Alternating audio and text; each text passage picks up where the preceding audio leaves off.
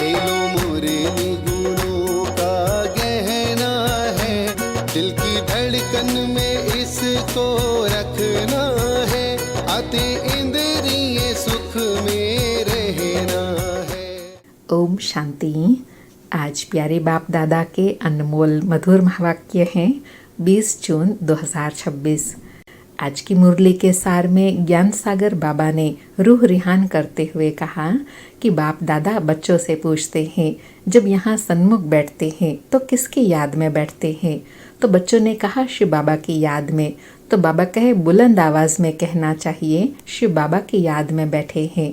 बाबा कहे तुम बच्चे अर्थात आत्माओं का कनेक्शन शिव बाबा से है, तुम शिव बाबा के बनते हो ब्रह्मा द्वारा। बीच में ब्रह्मा बाबा दलाल हैं, यह बीच में सिर्फ मार्फत है, अर्थात आत्मा और परमात्मा को मिलाने के लिए एक जरिया है ब्रह्मा बाबा। लेन देन का हिसाब किताब एक बाप से रखना है। फिर श्रीमत का भावार्थ समझाते कहा कि निश्चय बुद्धि बच्चे कहते हैं, बाबा यह सब कुछ आपका है। बच्चों को एक तो निश्चय है कि हम आत्मा हैं, और दूसरा यह भी निश्चय है कि हम आत्माएं अभी परम पिता परमात्मा से वर्षा ले रहे हैं। बच्चे समझते हैं मनसा वाचा कर्मणा, तन मन धन से हम शिव बाबा के मददगार बनते हैं। फिर शिव बाबा डायरेक्शन देते हैं, ऐसे ऐसे करो। इनको कहा जाता है श्रीमत। और अवस्था जमाने के लिए कहा कि माया ऐसी है जो निरंतर याद करने नहीं देती, बुद्धि योग घड़ी घड़ी तोड़ देती है। अगर यहीं संगम पर पक्का पुरुषार्थ करेंगे तो फिर दूसरा सब कुछ भूल जाएगा, शरीर भी भूल जाएगा। यह अवस्था जमाने की प्रैक्टिस करनी है। और सुख घनेरे पाने के लिए कहा कि तुम बच्चे गाते हो, तुम मात पिता हम बालक तेरे, तुमरे कृपाते सुख घनेरे। हाँ, तुम बच्चे जानते हो क्योंकि शिव बाबा वह निराकार परम पिता हैं, जिनसे हमारे सर्व संबंध हैं, उनसे ही सुख घनेरे मिलते हैं। बाकी जो भी संबंधी आदि हैं उनसे दुख ही मिलता है। शिव बाबा तो सेक्रेन है, जिससे सर्व संबंध की रसना मिलती है। और अंडरलाइन कराते कहा कि तुम्हारे में बहुत साहूकार वह हैं जिनके पास बहुत ज्ञान रतन बुद्धि में भरे हुए हैं। कोई भी आए तो तुम उनकी झोली ज्ञान रत्नों से भर दो। तुम्हारे पास इतना खजाना है, कोई भी खाली हाथ न जाए। सुनते हैं प्यारे बाप दादा के अनमोल मधुर महावाक्य। आज बाबा कहे, मीठे बच्चे, तुम्हारे पास अविनाशी ज्ञान रत्नों का अथाह खजाना है, तुम उसका दान करो। तुम्हारे दर से कोई भी वापस नहीं जाना चाहिए। आज मुरली से प्रश्न है, सर्व संबंधों की सेक्रेन बाप अपने बच्चों को कौन सी श्रीमत देते हैं? उत्तर में बाबा कहे, मीठे बच्चे, अपना बुद्धि योग सब तरफ से हटाई एक मुझ बाप को याद करो। दुनिया की कोई भी वस्तु, मित्र संबंधी आदि याद न आए, क्योंकि इस समय सब दुख देने वाले हैं। विश्व का मालिक बनना है तो जरूर 63 जन्मों का हिसाब किताब चुकतू करने की मेहनत करनी पड़े। सब कुछ भूल अशरीरी बनो, तब हिसाब किताब चुकतू हो। मैं सर्व संबंधों की सैक्रेन हूँ, अर्थात बाबा कहे मैं सर्व संबंधों से सुख देने वाला हूँ। इसलिए एक बाप को याद करो, जो दुख देने वाले हैं उनको याद नहीं करो। ओम शांति। बाप दादा बच्चों से पूछते हैं कि किसकी याद में बैठे हो? तो बच्चों ने कहा शिव बाबा की। तो बाबा कहे बुलंद आवाज में कहना चाहिए, शिव बाबा की याद में बैठे हैं। तुम बच्चे अर्थात आत्माओं का कनेक्शन है शिव बाबा से, तुम शिव बाबा के बनते हो इन ब्रह्मा द्वारा, क्योंकि शिव बाबा इनके द्वारा ही मिलते हैं। यह बीच में दलाल भी कहा जाता है। तुम्हारा दलाल से कोई कनेक्शन नहीं है, यह तो सिर्फ बीच में मार्फत है, अर्थात ब्रह्मा बाबा एक जरिया है शिव बाबा से मिलाने के लिए।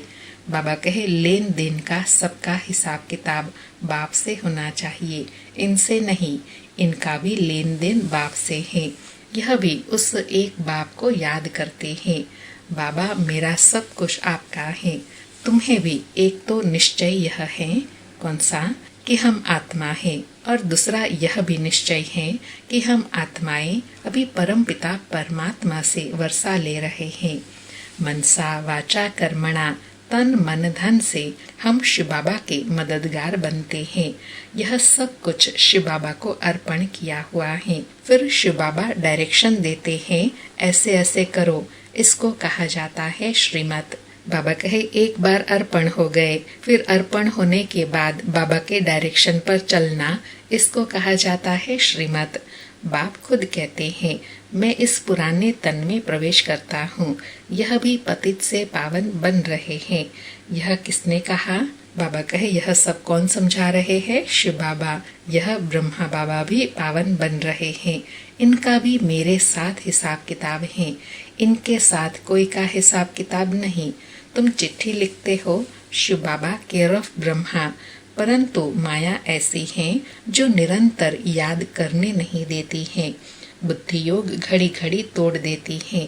अगर यही पक्का पुरुषार्थ करेंगे तो फिर दूसरा सब कुछ भूल जाएगा। बाबा कहे एक बाबा के साथ ही बुद्धि योग जुटाने का पुरुषार्थ करेंगे तो बाकी सब व्यर्थ बातें भूल जाएंगी। बाबा कहे शरीर भी भूल जाएगा। यह शरीर होगा, परंतु आत्मा को इन सब चीजों से नफरत होगी। यह अवस्था जमाने की प्रैक्टिस करनी होती है। अंत में हमको अपना शरीर भी याद न पड़े। बाप कहते हैं अपने को अशरीरी समझ मुझ बाप को याद करो। मैं सदैव अशरीरी हूँ। तुम भी अशरीरी थे, फिर तुमने पार्ट बजाया, अभी फिर तुमको पार्ट बजाना है। बाबा कहे विश्व का मालिक बनना कोई कम बात है क्या? मनुष्य ही विश्व का मालिक बन सकते हैं। यह देवताएं भी मनुष्य हैं, परंतु इनको देवी गुण वाले देवता कहा जाता है। लक्ष्मी नारायण विश्व के मालिक थे। उन्हों को अपने बच्चे होंगे, वही उनको माँ बाप मानेंगे। परंतु आजकल मनुष्य अंधश्रद्धा से इन लक्ष्मी नारायण को त्वमेव मातश्च पिता कहते हैं।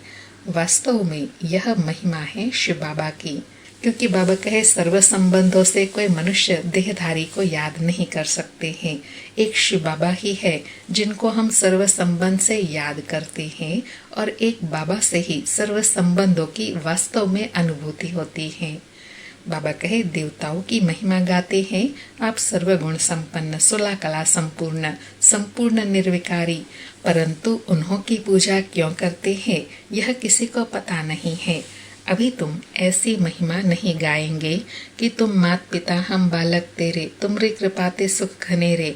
हाँ, तुम जानते हो शिव बाबा वह निराकार परम पिता परमात्मा है, उनसे ही सुख घनेरे मिलते हैं। बाकी जो भी संबंधी आदि हैं उनसे दुख ही मिलता है। यह तो एक सैक्रेन है जिससे सर्व संबंध की रसना मिलती है।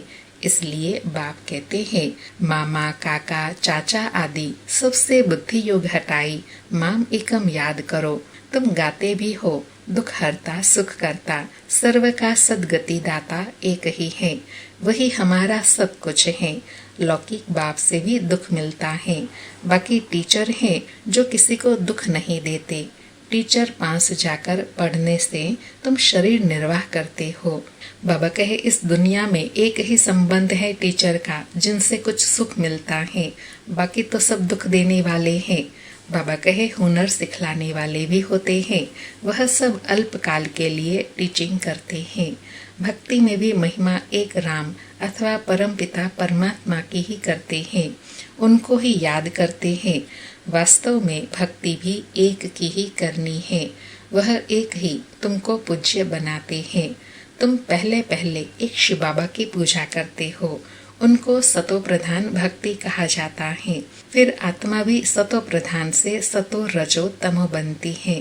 तुम समझते हो, क्या समझते हैं कि हम पुजारी बनते हैं। तुम पहले एक शिव की ही पूजा करते हो, फिर कलाएं कमती होती जाती है। भक्ति भी सतो प्रधान से सतो रजो तमो बन जाती है। सारा मदार ड्रामा के ऊपर ही बना हुआ है। आपे ही पूज्य आपे ही पुजारी, जो 84 जन्म पूरे लेते हैं उनकी ही कहानी है। उनको ही बाप बैठ बताते हैं। क्या बताते हैं कि तुमने 84 जन्म कैसे लिए हैं, हिसाब ही उनका है। बाबा कहे 84 जन्म लेने वालों का ही हिसाब है। जो पहले पहले पूज्य देवी देवता बनते हैं वही पुजारी बनते हैं। बाप कहते हैं मैं कल्प कल्प आकर तुमको पढ़ाता हूँ और देवी देवता धर्म की स्थापना करता हूँ, राजयोग सिखाता हूँ। भगवान तो एक ही होता है। वह तो कहते हैं ठिक्कर भीतर कण कण में परमात्मा है, परंतु ऐसे तो हो नहीं सकता। भगवान की तो महिमा अपरम अपार है। बाबा कहे महिमा कितनी अपरम अपार है और गाते क्या है, ठिक्कर भीतर कण कण में है। बाबा कहते हैं हे बाबा तुम्हारी गतमत न्यारी, अर्थात तुम्हारी जो श्रीमत मिलती है वह सबसे न्यारी है। बाप को कहते ही है गति सदगति दाता परम पिता परमात्मा। तो बुद्धि ऊपर में जाती है, दुख के टाइम उनकी ही याद आती है। अगर राम सीता बुद्धि में हो तो फिर तो सारा रामायण बुद्धि में आ जाए। तुम तो पुकारते ही हो उस एक बाप को। तो बाबा कहे जिनको याद करते हैं उनके गुण और विशेषता स्मृति में आते हैं ना। सिवाय एक बाप के कोई भी साकारी मनुष्य व आकारी देवता से बुद्धि नहीं लगानी है। पतित पावन है ही एक बाप। कोई भी सत्संग में जाकर यही गाते हैं पतित पावन सीताराम, अर्थ कुछ नहीं। यह सब है भक्ति मार्ग का गायन। सब रावण की जेल में है। भक्ति मार्ग में बहुत भटकते हैं, यहाँ भटकने की कोई बात नहीं। बाप समझाते हैं। क्या समझाते हैं? बच्चों को पॉइंट्स बुद्धि में अच्छी रीति धारण करनी है, पढ़ाई रेगुलर पढ़नी है। अगर कोई कारण से सवेरे नहीं आ सकते तो दोपहर में आ जाना चाहिए। किसी को तंग भी नहीं करना है। सारा दिन पढ़ा है, कोई भी समय जाकर पढ़ना है। बाबा कहे दोनों काम करना है, पढ़ाई भी पढ़नी है लेकिन किसी को तंग भी नहीं करना है जिससे कोई सेंटर में डिस्टर्ब हो। बाबा कहे यह बच्चियां सुबह से लेकर शाम तक सर्विस पर हैं। सारा दिन सर्विस स्टेशन खुले हुए हैं। कोई भी आए उनको रास्ता बताना है। पहले पहले तो बताना है विचार करो तुमको दो बाप हैं। बाबा कहे पहले पहले क्या बताना है कि चिंतन करो तुमको दो बाप हैं। दुख में पारलौकिक बाप को याद करते हैं ना। अभी शिव बाबा कहते हैं, क्या कहते हैं? माम एकम याद करो। मौत तो सामने खड़ा है। यह वही महाभारत लड़ाई है। भल बड़े पदमपति करोड़पति हैं, बड़े बड़े मकान आदि बनाते हैं, परंतु यह रहने थोड़े ही है। यह सब टूट जाने हैं। वह समझते हैं कलयुग की आयु लाखों वर्ष है। इनको कहा जाता है घोर अंधियारा। कोई के पास पैसे हैं, पूछते हैं मकान बनाए। बाबा कहेंगे पैसे हैं तो भल बना लो, पैसे भी तो मिट्टी में मिल जाने हैं। यह तो टेम्परेरी है, नहीं तो यह सब पैसे भी चले जाएंगे, कुछ भी रहेगा नहीं। भल बनाओ। बाबा कहे विनाश तो हो जाना है, तो इसलिए पहले सफल कर लेंगे तो उसका कुछ फल भी मिल जाएगा। बाबा कहे फिर उसमें गीता पाठशाला का प्रबंध रखो। जो तुम्हारे दर पर कोई भी आए उनको भिक्षा ऐसी दो जो उनको एकदम विश्व का मालिक बना दो। तुम्हारे पास अथाह ज्ञान धन है, इतना कोई के पास नहीं है। तो इसलिए बाबा कहे जब आपके पास इतना खजाना है तो कोई भी आए उनकी बुद्धि रूपी झोली जरूर भरनी है। बाबा कहे तुम्हारे पास सबसे साहूकार वह हैं कौन? जिनके पास बहुत ज्ञान रत्न बुद्धि में भरे हुए हैं। कोई भी आए तो तुम उनकी झोली भर दो। तुम्हारे पास इतना खजाना है, सिर्फ यह बोर्ड लगा दो, आओ तो हम आपको सदा सुखी स्वर्ग का वर्षा पाने का रास्ता बताए। बाबा कहे परंतु बच्चों में वह नशा नहीं रहता। यहाँ नशा चढ़ता है, बाहर जाने से भूल जाता है। शौक होना चाहिए। बाबा कहे सर्विस का बच्चों को शौक होना चाहिए। कोई भी आए उनको रास्ता बताए जो बेड़ा पार हो जाए। तुम्हारे पास बहुत भारी धन है। कोई भी भिखारी आए व लखपति आए तो तुम उनको भी बहुत ज्ञान रतन दे सकते हो। बाबा यहाँ नशा चढ़ाते हैं, फिर सोडा वाटर हो जाता है।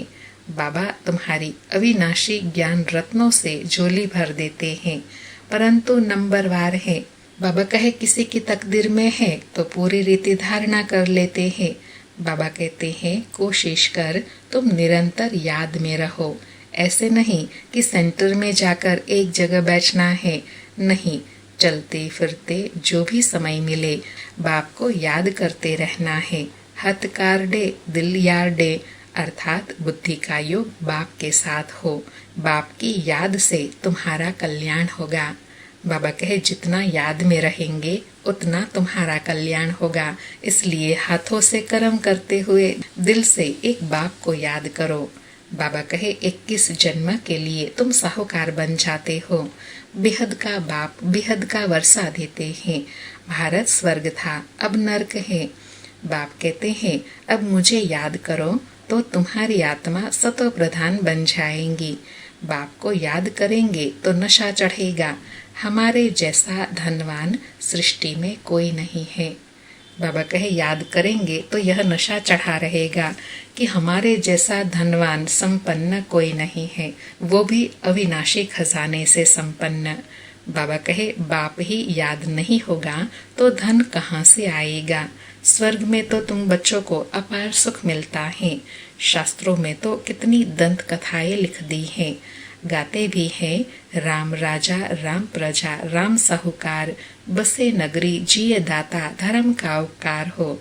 बाबा कहे फिर कहते हैं राम की सीता चुराई गई, बंदर की सेना ली।